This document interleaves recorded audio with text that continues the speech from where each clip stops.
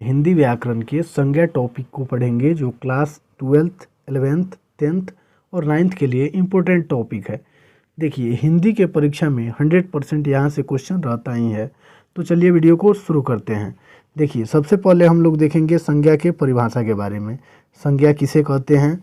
तो संज्ञा का परिभाषा हम लोग यहाँ सबसे पहले जानेंगे कि किसी व्यक्ति, वस्तु, स्थान या जानवरों के नाम को संज्ञा कहते हैं। यानी कहने का मतलब है कि संज्ञा किसी व्यक्ति हो, या वस्तु हो, स्थान हो या जानवरों का नाम हो, उसे क्या कहते हैं?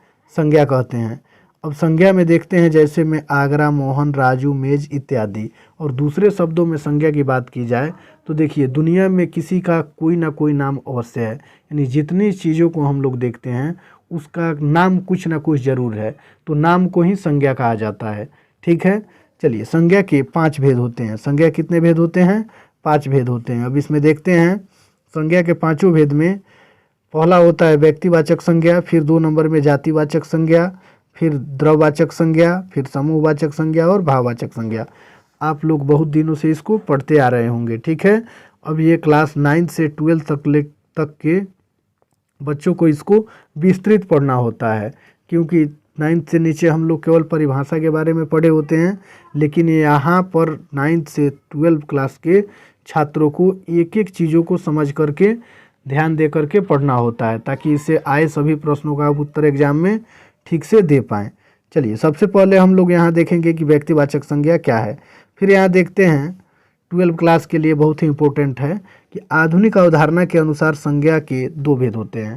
यानी आधुनिक अवधारणा के अनुसार पूछ दे कि संज्ञा के कितने भेद होते हैं, तो देखिए, आधुनिक अवधारणा के अनुसार संज्ञा के 2 भेद होते हैं, जिनमें पहला होता है पदार्थवाचक संज्ञा और दूसरा होता है जातिवाचक संज्ञा।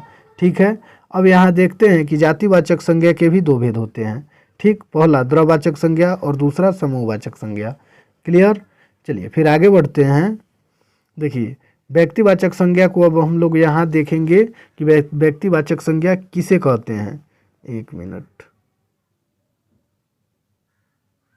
चलिए, यहाँ देखेंगे हम लोग कि व्यक्तिवाचक संज्ञा क्या है। तो देखिए, किसी विशेष व्यक्ति, वस्तु, देश, दानव, प्रदेश, शहर, गांव, सड़क, जलाशय, माह, दिन, समुद्र, भाषा, दिशा, स्थान इत्यादि के नामों को व्यक्तिवाचक संज्ञा कहते हैं।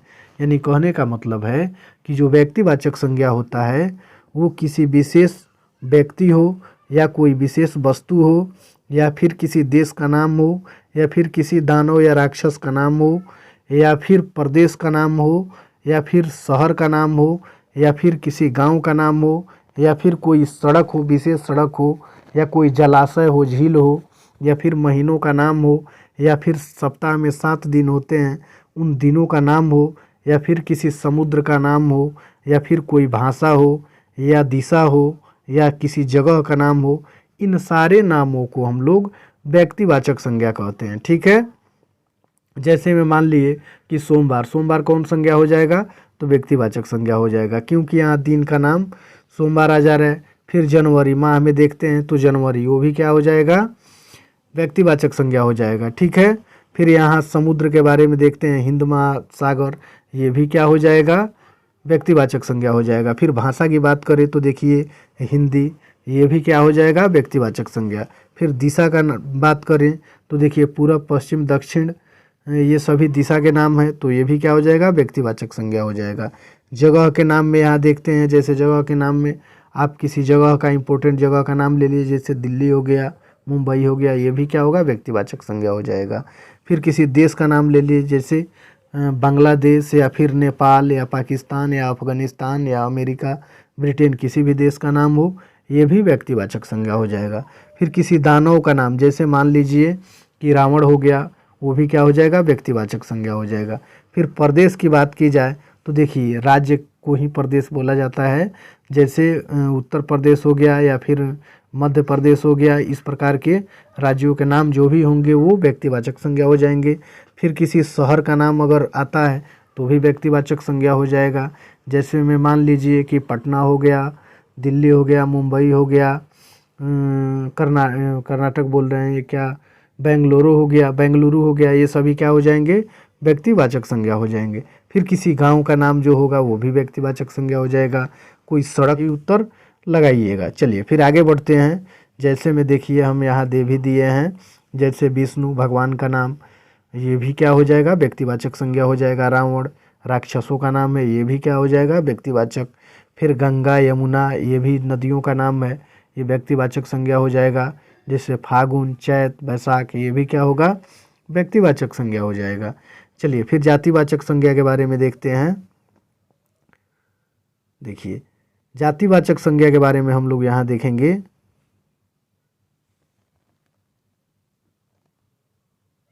देखिए जातिवाचक संज्ञा किसे कहते हैं, जिन संज्ञा के पदों से किसी सजीव या निर्जीव जाति का बोध हो उसे जातिवाचक संज्ञा कहते हैं। यानी कहने का मतलब है कि संज्ञा के जिस पदों से किसी सजीव या फिर किसी निर्जीव जाति का बोध हो उसे जातिवाचक संज्ञा कहते हैं। जैसे में हम लोग यहाँ देखेंगे।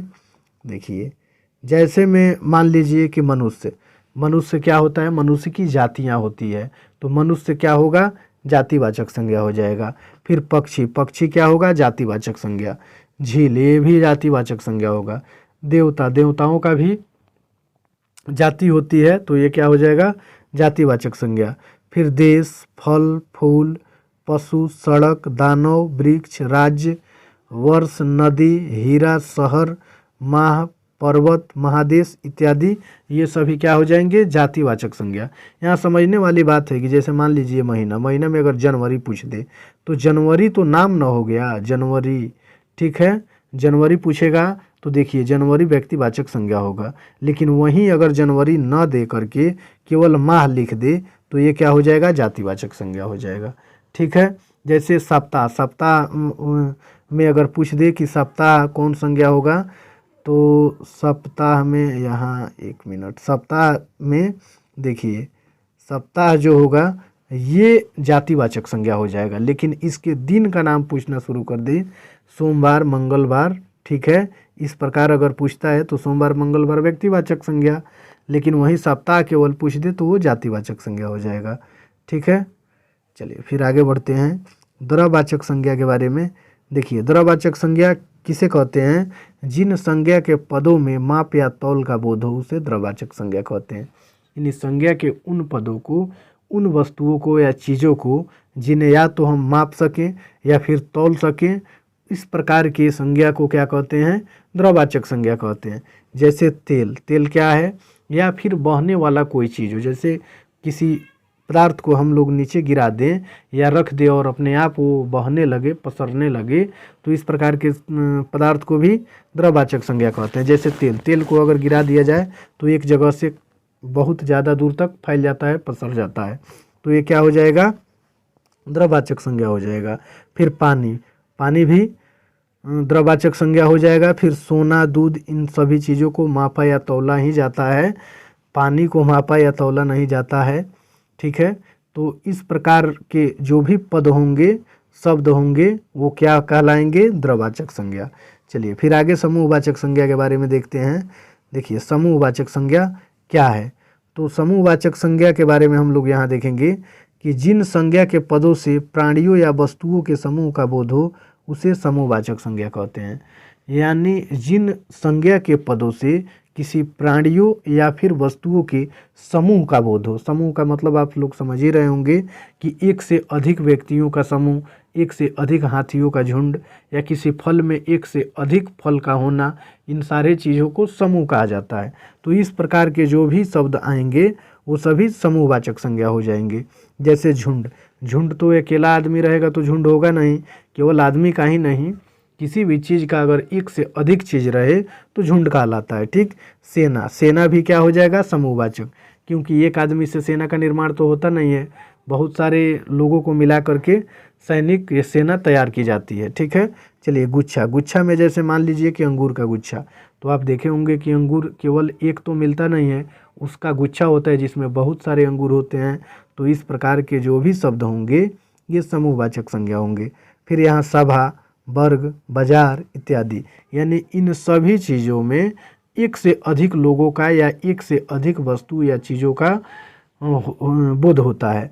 जब एक से अधिक वस्तु या चीज़ों का बोध हो तो उस प्रकार के शब्द को क्या कहेंगे, समूहवाचक संज्ञा कहेंगे। और एग्जाम्पल में हम यहाँ दे भी दिए हैं कि झुंड, सेना, गुच्छा, सभा, वर्ग, बाजार इत्यादि। चलिए फिर आगे वाला देखेंगे हम लोग भाववाचक संज्ञा के बारे में। भाववाचक संज्ञा क्या है, तो यहाँ देखेंगे कि जिन संज्ञा के पदों से भाव, गुण, दोष, स्वभाव, कार्य, अवस्था आदि का बोध हो उसे भाववाचक संज्ञा कहते हैं।